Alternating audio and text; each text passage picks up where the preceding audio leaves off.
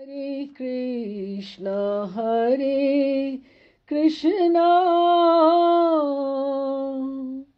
Krishna Krishna, Hare Hare, Hare Ram,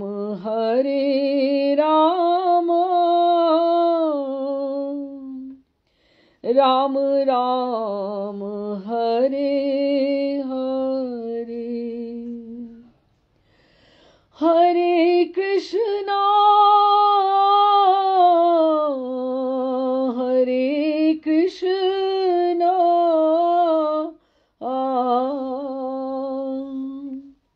Krishna Krishna, Hare Hare,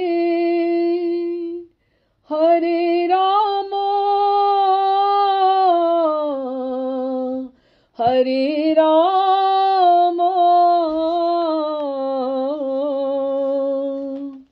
Ram Ram, Hare Hare, Hare Krishna, Krishna Krishna, Hare Hare, Hare Rama,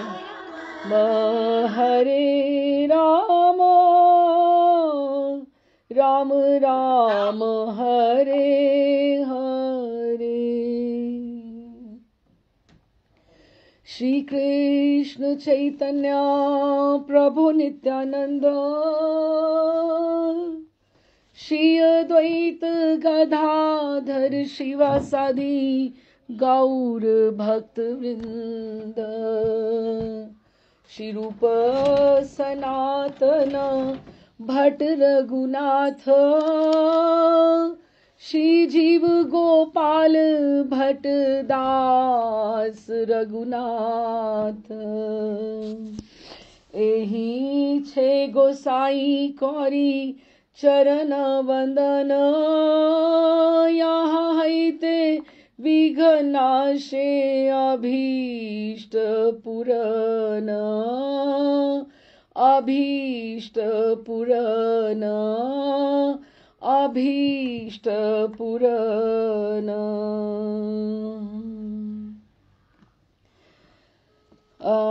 आज हम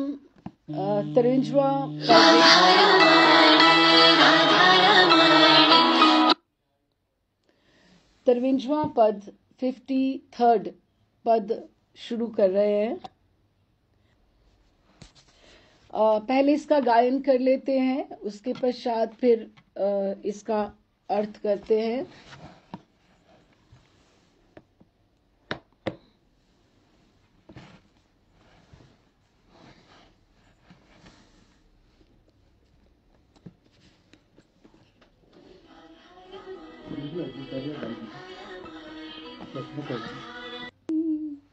आज रसे बादर निशी,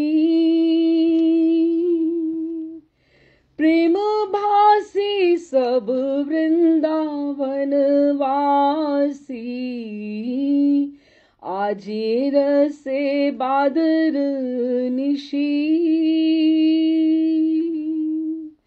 प्रेम भासी सब वृंदावन वासी, आज रसे बादर निशी। श्याम घन बरखिए प्रेम सुधाधार, कोरे रंगीनी राधा बिजुरी संचार, प्रेमे पिछल पथ गमन बेल बंक, मृग मद चंदन कुमकुमे बेल पंख, आज रसे बादर निशी, प्रेम बासी सब वृंदावन वासी, दिशी विदिग नाही प्रेमर पाथार, डूबिल नरोत्तम न जाने संतान, आज रसे बादर निशी। प्रेम वासी सब वृंदावन वासी। बहुत छोटा सा पद है ये, मात्र 8 पंक्तियों का पद है, लेकिन सब जो पद है अपने आप में अनुपम है, उनका कोई जोड़ नहीं है। अपने आप में वो संपूर्ण एक बात को, एक विषय को लेकर चलते हैं और आगे बढ़ते हैं। तो हमने जो ये 3 पद, ये तीसरा उसमें से कॉन्टिन्यूटी में पद है, जो हमने जो स्वर्ण कमल योगपीठ का चित्र किया था। मुझे लगता था, या हम जैसे जैसे पढ़ते गए हमें लग रहा था कि वो पूरी प्रार्थनाओं का सार है, पूरी प्रार्थनाओं का वो सार था जो हमने योगपीठ के चित्र का दर्शन किया था, और जो हमने वृंदावन रम्य स्थान दिव्य चिंता मणि धाम रतन मंदिर मनोहर, ये हमने योगपीठ का दर्शन किया था, जो एक फलश्रुति बनके प्राप्त, जो हमारे को प्राप्त हुआ था, जैसे मंथन करके प्राप्त होता है। तो उसके पश्चात जो अगला हमने पद पढ़ा, कदम्ब तरूर डाल नमी आछे भूमे बाल फूटी आछे फूल सारी सारी, कि जो रास यमुना जी से जो प्रियालाल जी निकुंजों में चले और उन्होंने नृत्य किया, सारा का सारा राई कानू कर जोड़ी नृत्य कर फिरी फिरी, ये जो नृत्य किया ये फलश्रुति थी कि हमने वो नृत्य पिछली बार में 52 पद में हमने दर्शन करे। लेकिन ये जो आज का 8 पंक्तियों का पद है, ये सबसे उससे आगे की फलश्रुति है।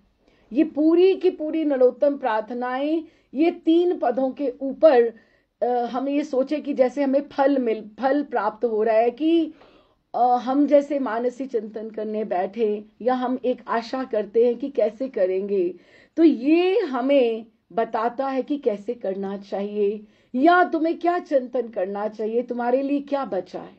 यही है, यही 3 पद जो हैं पूरे के पूरे, ये पूरी प्रार्थना 55 जो पद है उनकी तीनों फलश्रुति हैं।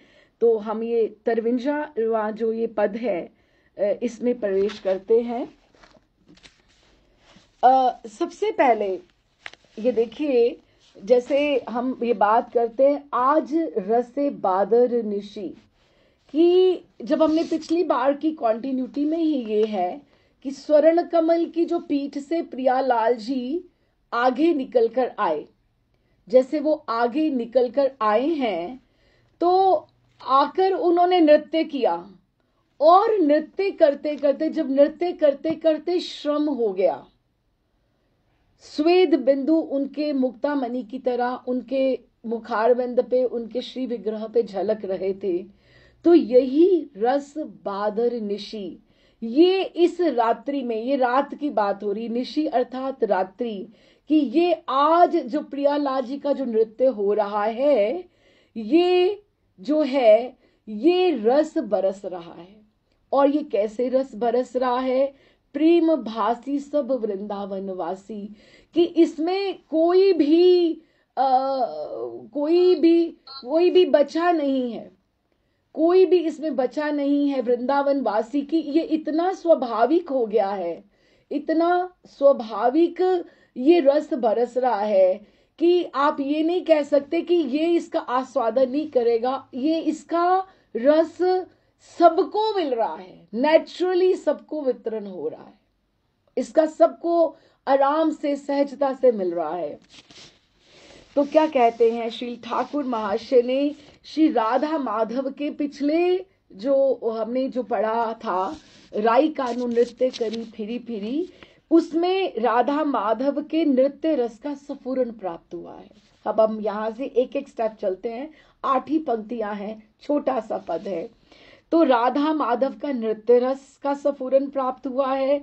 तो श्री राधा माधव ने जब नृत्य किया तो प्रेम की नदी, प्रेम वन्या, वन्या नदी को बोलते हैं, प्रेम वन्या, प्रेम वन्या ने वृंदावन वासियों को अपलावित कर श्री ठाकुर महाशय को भी उसमें डुबो दिया है।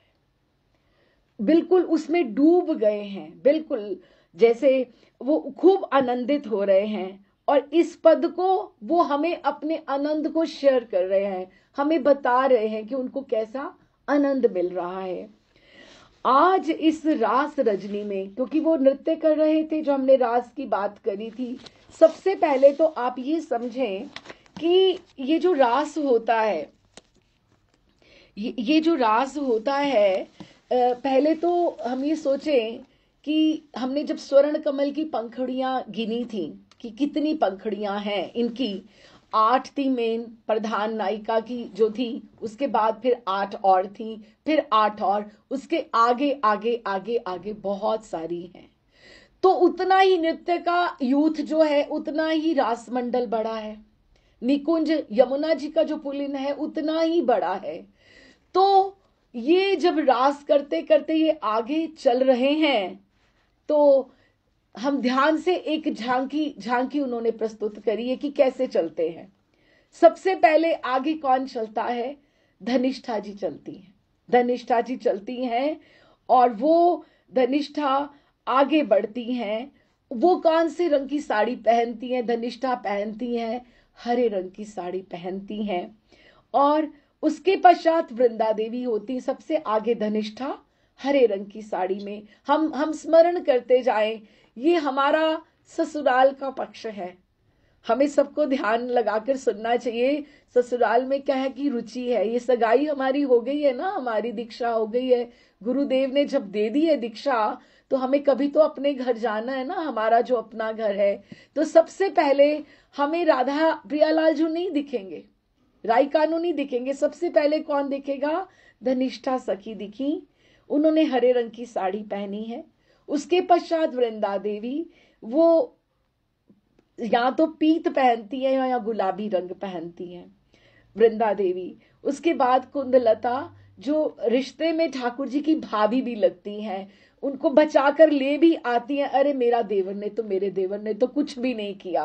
वो रिश्ते में भाभी भी लगती हैं संबंध में, लेकिन उनका सख्य भाव है, उनका मंजरी भाव है ठाकुर जी के प्रति। उसके पश्चात प्रियालाल जी आते हैं।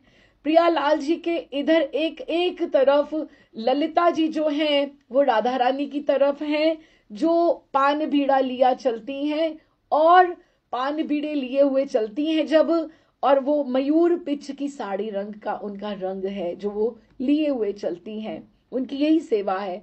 राधा रानी को, वो उनसे 2 दिन ही बड़ी हैं, लेकिन उनको ऐसे समझती कि मैं इनसे बहुत बड़ी हूं, मुझे इनका ध्यान रखना है, तो पूरी अपनी सुपरविजन में लेकर वो चलती हैं उनको। और ठाकुर जी की तरफ विशाखा है, जो इत्र की वो जो झाड़ने वाली होती है उसको इत्रदानी बोलते हैं। और विशाखा सखी जो है, वो तारा वाली, वो उनके छोटे छोटे तारों वाली साड़ी रहती है। पीछे चित्रा चलती हैं, जिन्होंने कांच का रंग की साड़ी पहनती हैं। रंग देवी लाल पहनती हैं। चंपक लता नीलकंठ का रंग पहनती हैं। इस तरह से हर सखियों का अलग अलग रंग है। और प्रिया जी ने हमारे क्या पहना हुआ है? प्रिया जी अगर तो देखिए, सर्दी हो, जाड़ा हो, तो प्रिया जी लाल रंग का प्रेफर करती हैं, लाल रक्तांबर पहनती हैं। और ग्रीष्म ऋतु में प्रिया जी नीलांबर रुचिकर उनको लगता है।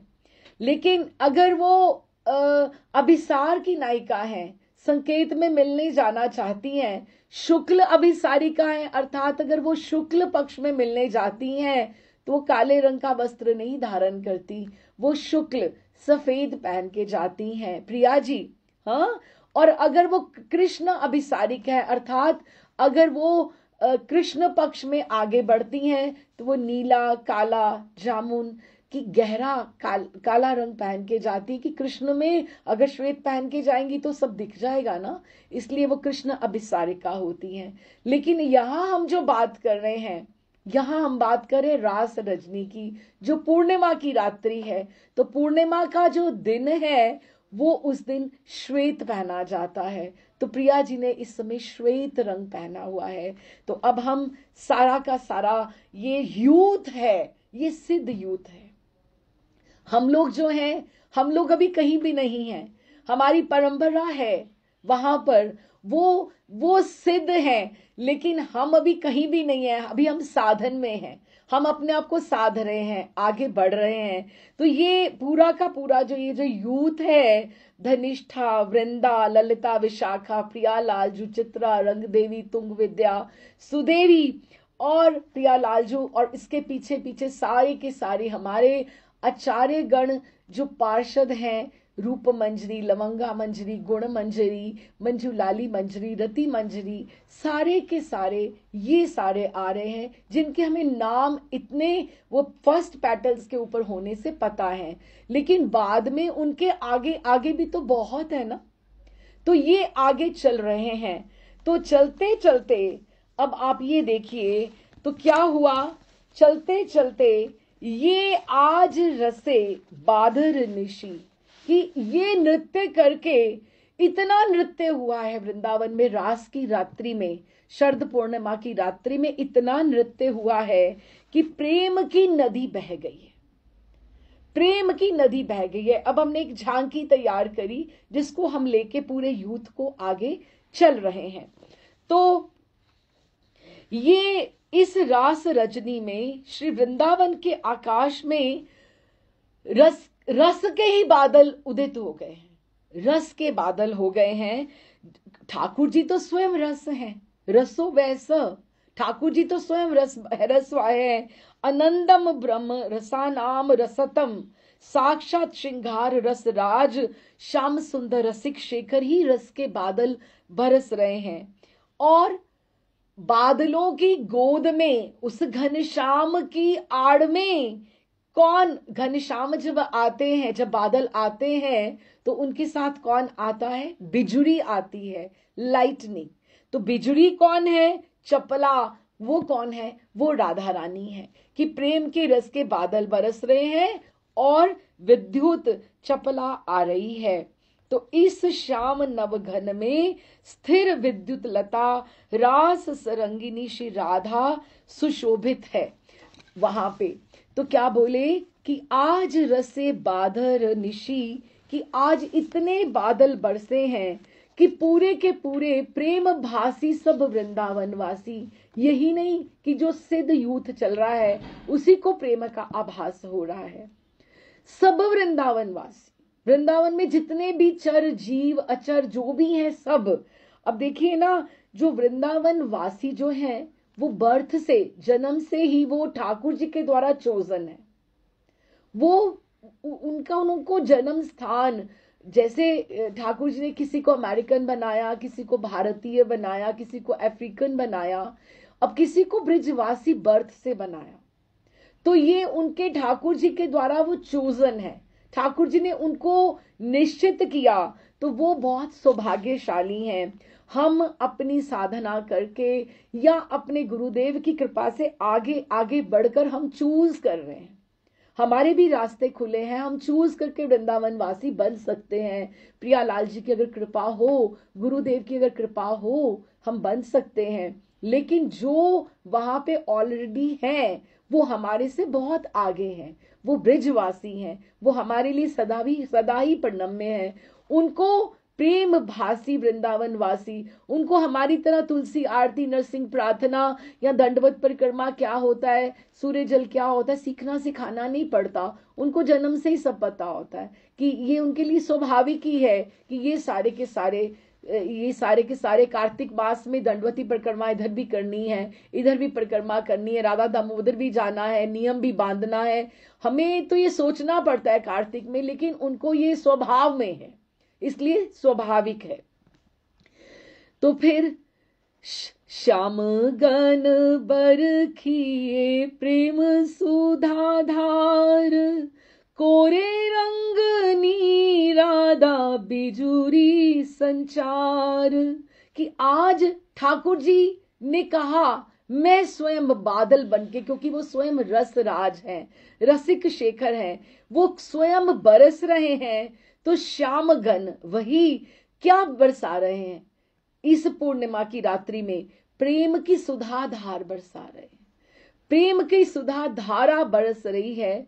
और कोरी रंगनी, रंगनी जो राधा रानी है, कोरी श्वेत में, श्वेत वस्त्र में बिजुरी संचार, कि वो उसके साथ साथ जैसे वो, जैसे अब आप सोचो कि प्रियालाल जी, ठाकुर जी नीलवर्णिया, उन्होंने पीतांबर पीले रंग का पहना है, प्रिया जी वैसे स्वर्णमयी है और उन्होंने श्वेत पहना है, दोनों चल रहे हैं। और अभी सखियों यूथ के तो हमने रंग अभी डिस्कस करे ही। जब ये सारे चल रहे होंगे, नृत्य मुद्रा में जब चलते होंगे, सबके जो आभरण, आभूषण, चूड़ा, पिच, वेणी, श्रृंगार, फूल, वो सब कैसे झरझर रहे होंगे, वो कैसे पूर्णिमा की रात्रि में सारे चांद में वो सारे दिख रहे होंगे।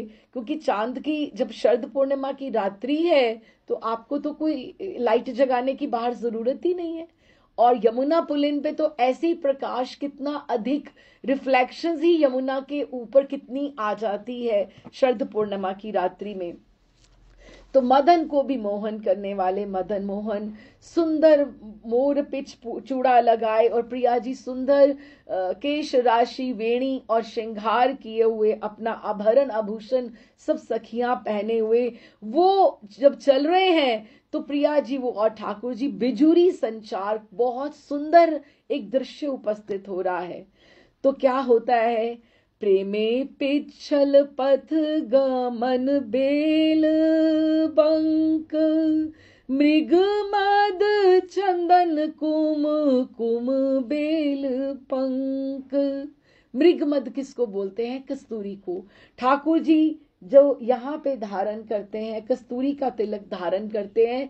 ये नीले रंग का एक जैसे ग्लिटर्ड एक चूर्ण सा जैसे होता है। ये किसी हर हिरन की नाभि में नहीं प्राप्त होता, बहुत रेयर, दुर्लभ है कस्तूरी।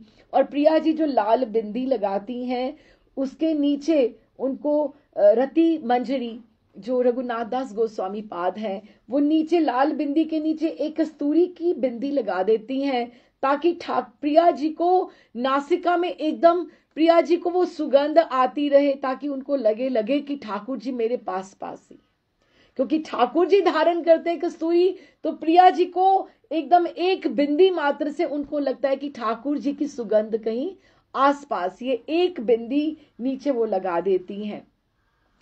तो ठाकुर जी का जो मृगमद, जो कस्तूरी है, चंदन है, और जो अंगों पे, श्री अंग पे जो पीर की हुई है कुमकुम, वही सारा का सारा नृत्य करते करते नीचे बह गया। क्योंकि श्वेत श्रम बिंदु आ गई ना, तो वृंदावन के जो रास्ते हैं, आप सोचिए ये क्या हो गया। भेल पंख, बहुत सुंदर सा करदम, कीच हो गया। जैसे आप होली में देखिए जब भी राधा रमन जी के मंदिर में हम जाएं तो कैसे बड़ी बड़ी पिचकारियां पड़ती हैं, तो नीचे कैसे एकदम से फूल है और रंग है और गुलाल है, तो कैसे कीच मच जाती है।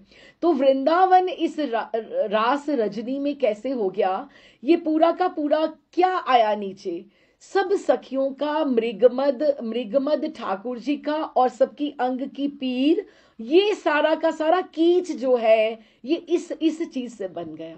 कि अब कीच बनने के लिए भी तो कोई इंग्रेडिएंट्स, जैसे अभी कुछ बने, रेसिपी बने, तो इंग्रेडिएंट्स क्या होते हैं, तो ये वृंदावन का जो रस का कीच है, ये इनका सबका श्रृंगार है, जो नीचे उनके श्रम बिंदुओं से बह गया है। तो प्रेम पिछल पथ, कि प्रेम जो उनका धारा बही है, उससे जो पथ, वृंदावन का जो रास्ता है, रपटीला हो गया है। रपटीला कि आप सीधे चल भी नहीं पा रहे हो, करदम युक्त हो गया है, कीच युक्त हो गया है। गमन बेल बंक, अब कीच में कैसे चला जाए, एकदम से वो साड़ी ऊपर करके हाथों से पकड़कर, और कैसे सहजता से धीरे धीरे आगे बढ़ा जाए। तो बेल बंक, जहां जहां कम है ज्यादा है, कि बंक आपकी चाल भी टेढ़ी हो जाती है। जब भी कर्दम हो, कीच हो, तो बंक टेढ़ी चाल हो जाती। तो आप देखो प्रिया जी और ठाकुर जी एक दूसरे पे गिरे हुए जब अपने यूथ के साथ चल रहे हैं, तो इतना नीचे कीच हो गया है, रास्ता इतना वो रपटीला हो गया है कि आप वो एकदम से भीगे कस्तूरी के साथ, चंदन मृग मद से, वो सारे के सारे कर्दम से उनकी चाल भी टेढ़ी हो गई है। बेल बंक और मृग मद चंदन कुमकुम बेल पंख। बेल बहुत अच्छा वाला कीच है, बेल मतलब बहुत अच्छा, भेल भालो, जैसे भालो। ये कीच कोई ऐसा नहीं है कि ये अब हम बोले कि हमारे पांव गंदे हो गए, ऐसे वाला नहीं है, इसीलिए उन्होंने बेल पंख बोला है। इसमें आपको एक एक लीला बताऊं कि जब भी वो वृंदावन की जो भीलनियां होती है ना, जो वृंदावन में छोटी छोटी नीची की जाति, जैसे हम बोले, नीची तो नहीं, वृंदावन वासी तो नीची की जाति तो खैर कोई भी नहीं है, लेकिन एक वो जाति रहती है लकड़ियां बीननी और वो कुछ, लेकिन उनका प्रेम तो ठाकुर जी के साथ बहुत है। वो कहीं ना कहीं उनके मन में भी आता है, हमारी स्वामिनी राधा रानी, हमारे स्वामी ठाकुर जी, लेकिन उनको कैसे प्राप्त करें, उनको कैसे प्राप्त करें, उनको कैसे प्राप्त करें। तो वो क्या कैसे सोचती रहती हैं उनको। हमने बहुत सारे ऐसे प्रसंग भी पढ़े हैं जब हम सखियों के शाम की बात करते थे, कि ऐसी ऐसी बहुत सारी बिलनियां होती हैं जो अपने आप में बहुत कुछ सोच के चलती हैं कि हमारे स्वामी हैं, ये हमारी स्वामिनी है, तो उनको कैसे प्राप्त करें। तो जब भी प्रिया लाल जी जो विहार करके चलते हैं, तो उनके तन पुलक पुलक से, रोमांच से, जो उनका कस्तूरी चंदन मृगमद, वो जो सारा का सारा नीचे गिर जाता है, तो वो नीचे से कीच वो उठाकर अपनी मांग भर लेती हैं, अपने हृदय के ऊपर धारण कर लेती हैं कि आज हम सुहागिनी हो गई। ये भेल पंख है, ये अच्छा वाला कीच है। तभी उन्होंने ये जो बेल नाम बोला ना, इसीलिए बोला कि ये एक औषधि है, ये रजरानी, ये जो कीच है यही रजरानी बनता है। वृंदावन की रजरानी जो ये बनती है, इन्हीं चीजों से बनते हैं, यही इंग्रेडिएंट्स है। ड्राई हो जाए तो रजरानी है, अगर ऐसे हो तो कीच हो, तो ये वृंदावन का है कि वो बिलनियां सुहागिनी हो जाती, अपने सिर पर धारे करके कहती हैं कि आज हमें ठाकुर जी की, प्रिया लाल जी के रस की प्राप्ति हो गई। तो आगे क्या बोलते हैं कि प्रेम इतना बेल बंक, इतना वो प्रेम रस की जो वन्या है, इतनी कि सखियां भी सीधी नहीं चल पा रही हैं, वो भी टेढ़ी टेढ़ी चल पा रही हैं, उनसे भी आगे सीधा नहीं चल पा रहे हैं, क्योंकि एक तो नृत्य किया उन्होंने, और नृत्य करते करते वो आगे आगे जैसे बढ़ती गई, वो पूरा का पूरा जो है उनकी जो चाल है वो ही उनकी टेढ़ी हो गई है। तो आज ऐसा रस बादर बरसा है, क्योंकि राई कानू नृत्य करी, बिल्कुल हाथ जोड़ के उन्होंने नृत्य किया है। और रास मंडल पे जब भी शरद पूर्णिमा की रात्रि में इतनी सखियां, इतनी मंजरियां उनके साथ थी, तो वो अब वक्र वक्र, जैसे किसी को मद हो गया होता है, जैसे किसी ने कुछ पी लिया, मद जैसे पी लिया, तो वो सीधा नहीं चल पाता, जैसे बावरा सा जैसे हो जाए। वृंदावन में कभी कभी ऐसा आनंद रहता है कि जैसे वृंदावन में ऐसा आनंद रहता है कि कभी कभी इतना आनंद आए कि आप बावरी बावरी जैसी बातें करने लगो। अब जिन्होंने ये अनुभव किया है वही ये सोच सकते हैं कि उनका प्रेम रस वन्या में कहाँ प्रवेश हुआ है। वैसे भी ये जो रात्रि की जो लीला बता रहे हैं, आज रसे बादर निशी, कि आज रात्रि में वृंदावन की देखिए जो लीलाएं हैं ना, या तो ये बिल्कुल सुबह सुबह की हैं, मंगला की हैं, सुबह सुबह की मंगला की लीलाएं हैं, या रात्रि की लीलाएं, दिन में भी हैं, पर दिन की निकुंजों की वन चारण लीला या इधर की है। लेकिन आप जो वृंदावन में वास करते हैं, जो जाते हैं, आप देखिएगा कि मंगला में और रात्रि के समय वृंदावन की सुगंध ही अलग होती। वो उसको अनुभव करना चाहिए, वो उसको ग्रैब करना चाहिए, उसको और नहीं, कुछ कहीं नहीं जा सकते हैं तो अपने घर की छत पे, वृंदावन में जो वास करते हैं, जिनका परम सौभाग्य है, कहीं नहीं जा सकते तो घर की छत पे या खुले में जाकर या खुली खिड़की में वृंदावन की उसको, पवन को आप अनुभव करके देखो। एक झकोरा ऐसा आता है कि आपको कहीं से लगता है कि प्रियालाल जी की सुगंध आई। जो लोग परिक्रमा भी करते हैं वृंदावन की, आप वो भी अनुभव करें कि या तो मंगला के समय परिक्रमा या रात्रि के समय, दिन में तो वही भीड़ भड़क्का, पौ इधर उधर हॉर्न, स्कूटर, ये वो रिक्शा, वो सब आपको दिखाई देगा, वाइब्स है ना।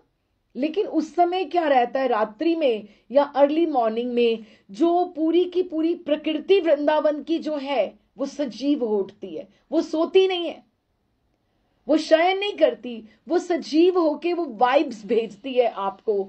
वो इसीलिए वो ब्रह्म मुहूर्त का वही बात है कि वो आप अनुभव करो वृंदावन में रहकर, या आप कहीं बाहर भी रह रहे हैं तो उस भाव में आप रहकर उसको अनुभव करो कि ये वृंदावन की सुगंध है, ये प्रियालाल जी के बिहार से आई है।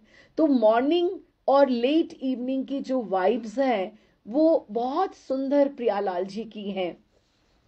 इस तरह से एक तो ये भी बात है। अब जैसे पंडित बाबा, जैसे पंडित रामकृष्ण बाबा हुए, जैसे हमने उनके चरित्र में भी पढ़ा था,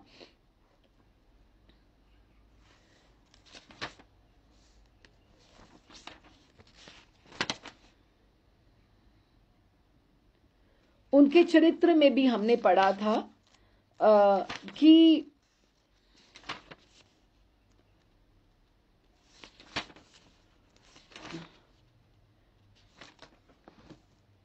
सॉरी, वो ऊपर नीचे में, हाँ, एक बार पंडित बाबा मधुकरी करते हुए संध्या में लौट रहे थे। हम आपको इसी बात से अनुभव होगा।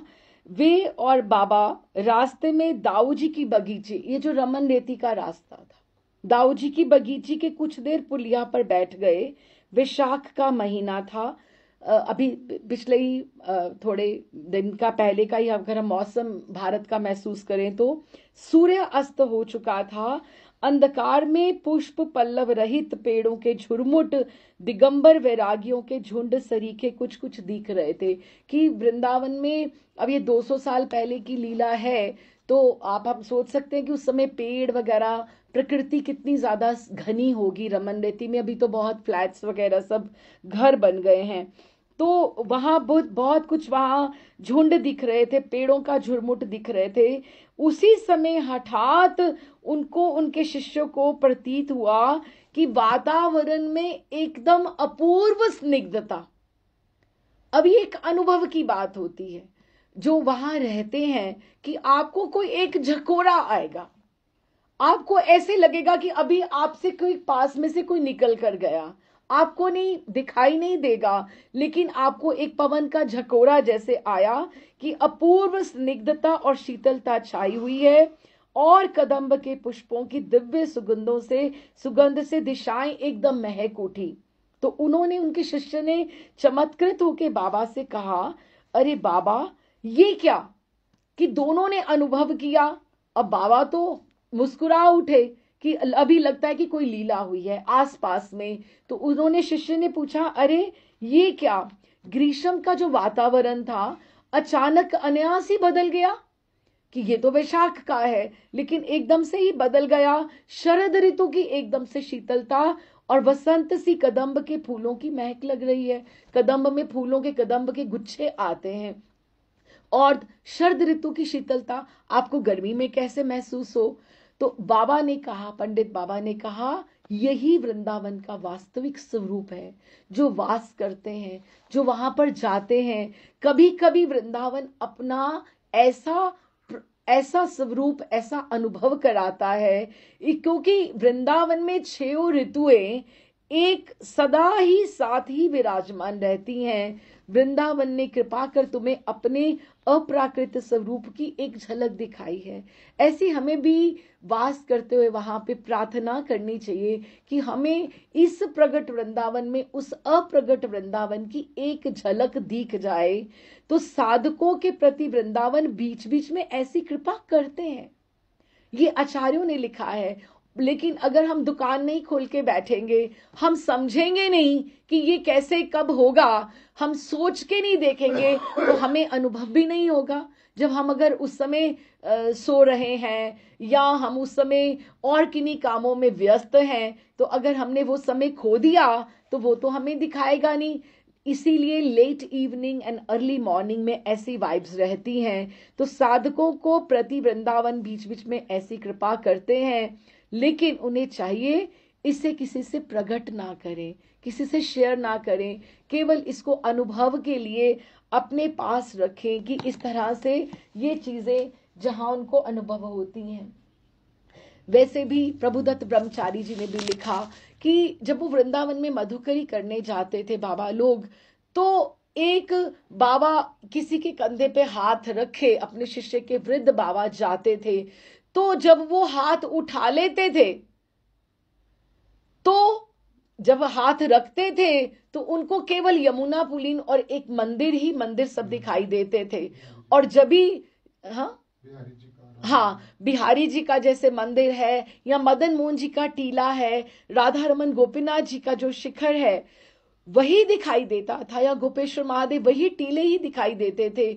और जब वो हाथ को जाने के लिए या कुछ करने के लिए, झोला अपना उठाने के लिए जब भी वो बाबा अपना हाथ उठा लेते थे, तो उनको सब दुकानें और घर दिखाई देने शुरू हो जाते थे।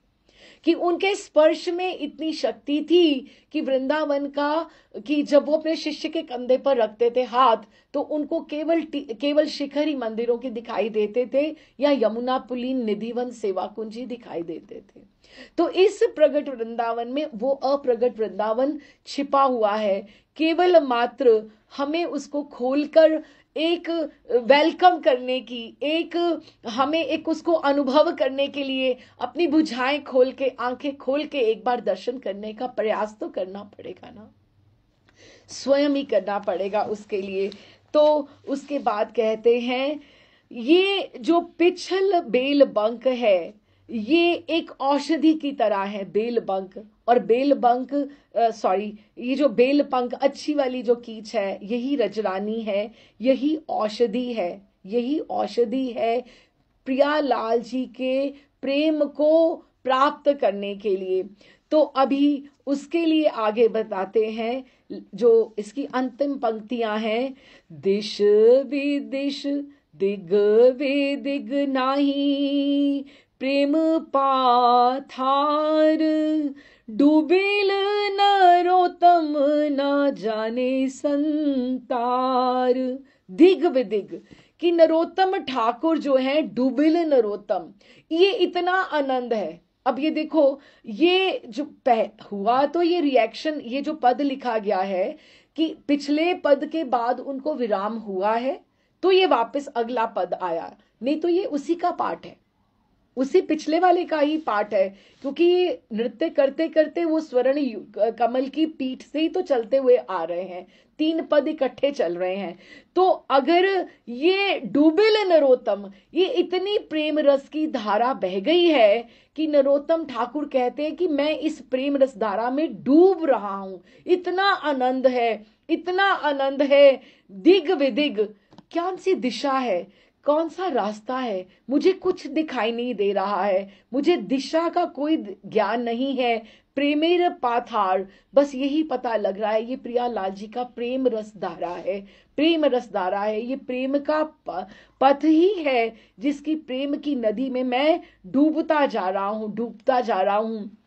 ना जाने संतार, संतार मतलब कि मुझे इसमें तैरना भी नहीं आता। अब देखो, नरोत्तम ठाकुर कह रहे हैं कि मुझे इसमें तैरना नहीं आता, कि या तो मैं इसमें इंजॉय करूं, कि मैं इसमें तैरूं, मैं चुपचाप बैठ के देखूं ना, मैं इसमें डूब ही रहा हूं, डूब ही रहा हूं, डूब ही रहा हूं, या वो बाहर आना ही नहीं चाहते, वो इतना प्रेम रस धारा में डूब रहे हैं कि उसमें से वो बाहर, ये नहीं है कि उनको बाहर उसके ऊपर तैरना नहीं आता है। कह तो यही रहे हैं, ना जाने संतार, मुझे तैरना नहीं आता, इसीलिए मैं इसमें अवगाहन कर रहा हूं, मैं इसमें डुबकी लगा रहा हूं, लेकिन मुझे दिशा विदिशा का ज्ञान नहीं है, और वो इसके बाहर वो आना ही नहीं चाहते हैं, वो उसमें डूब ही जाना चाहते हैं।